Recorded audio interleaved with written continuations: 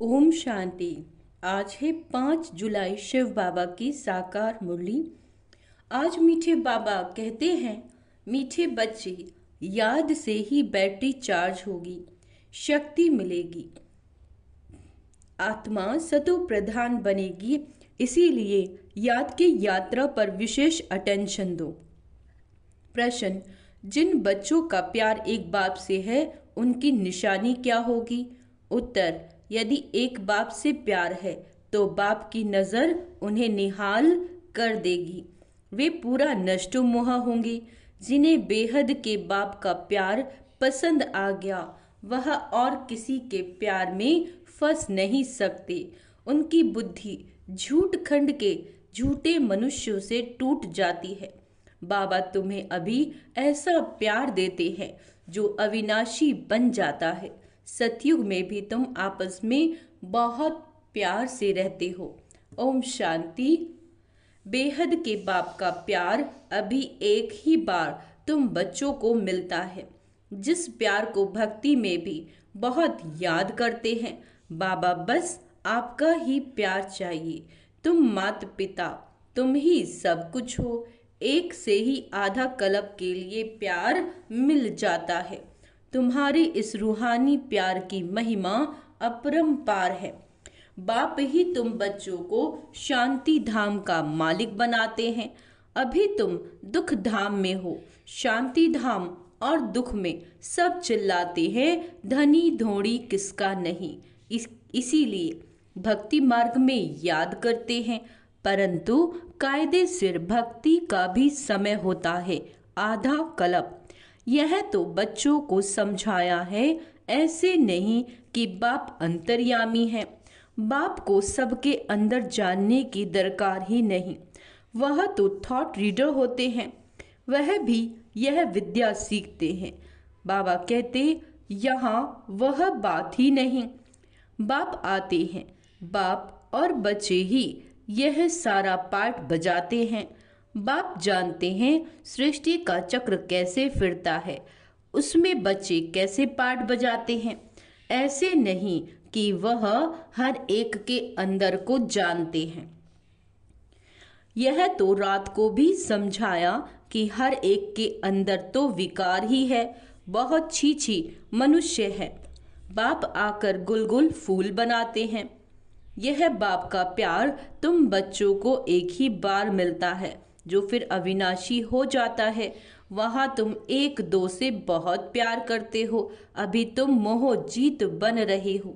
सतयुगी राज्यों को मोह जीत राजा रानी तथा प्रजा का राज्य कहा जाता है।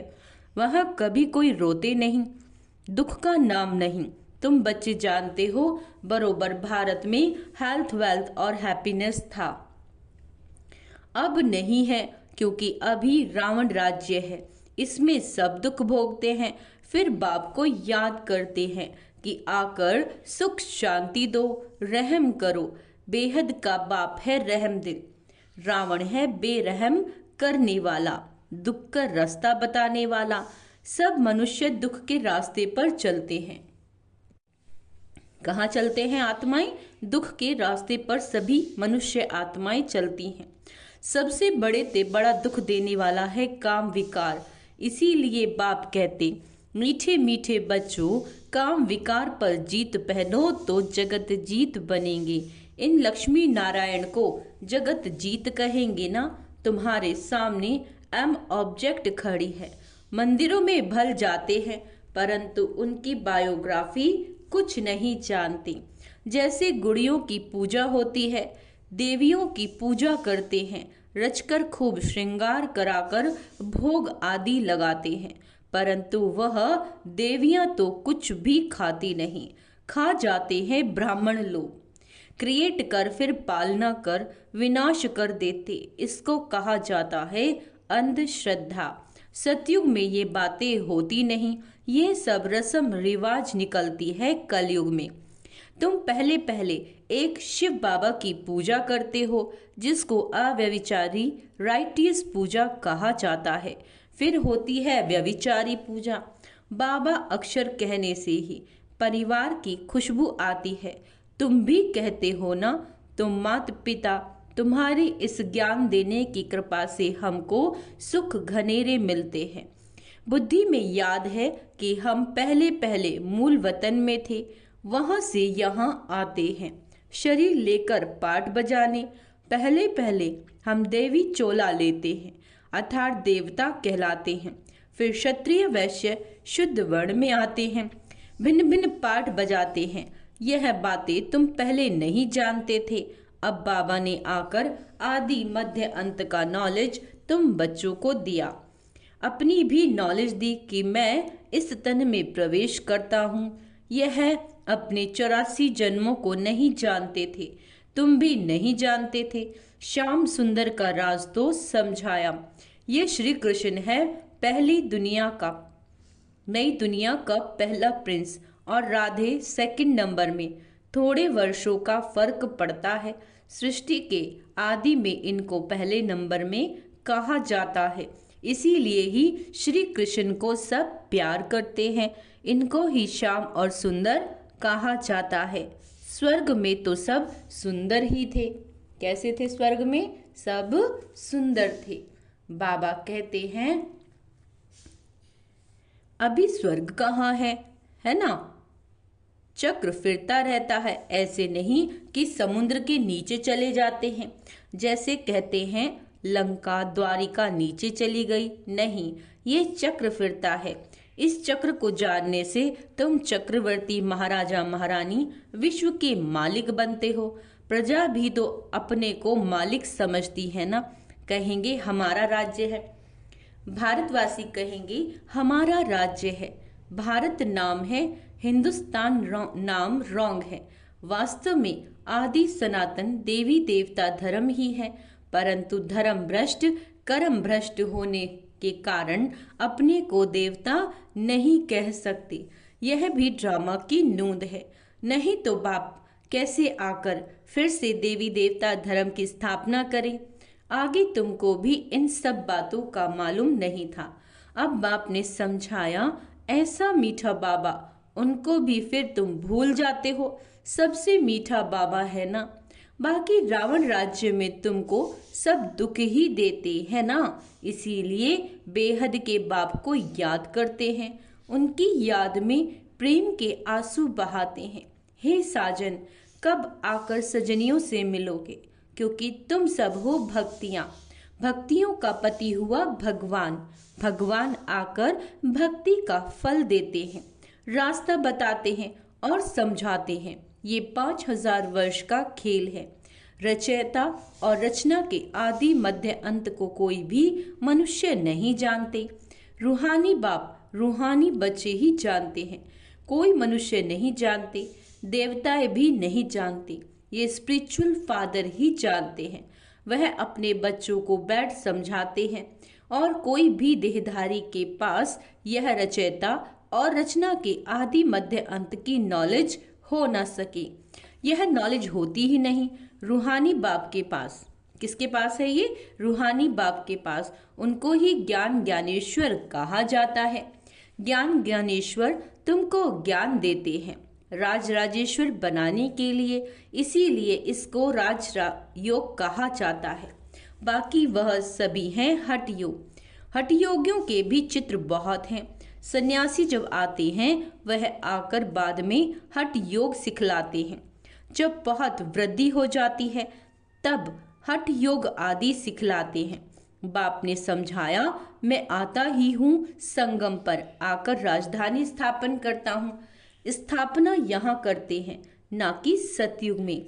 सतयुग आदि में तो राजा ही है, तो जरूर संगम पर स्थापना होती है। यहाँ कलयुग में है सब पुजारी, सतयुग में है पूज्य, तो बाप पूज्य बनाने के लिए आते हैं। पुजारी बनाने वाला है रावण, ये सब जानना चाहिए ना। यह है ऊंचे ते उच्च पढ़ाई। इस टीचर को कोई जानते नहीं। वह सुप्रीम बाप भी है, टीचर भी है, सतगुरु भी है। यह कोई नहीं जानते। बाप ही आकर अपना पूरा परिचय देते हैं। बच्चों को खुद पढ़ाकर फिर साथ ले जाते हैं। बेहद के बाप का लव मिलता है, कोई और कोई लव पसंद नहीं आता। इस समय है सब झूठ खंड, झूठी माया झूठी काया, भारत अब झूठ खंड है, फिर सतयुग में होगा सचखंड, भारत कभी विनाश को नहीं पाता। यह है सबसे बड़े से बड़ा तीरथ। क्या है ये? तीरथ। जहां बेहद का बाप बच्चों को बैठ सृष्टि के आदि मध्य अंत का राज समझाते हैं और सभी के सद्गति करते हैं। ये बहुत बड़ा तीरथ है।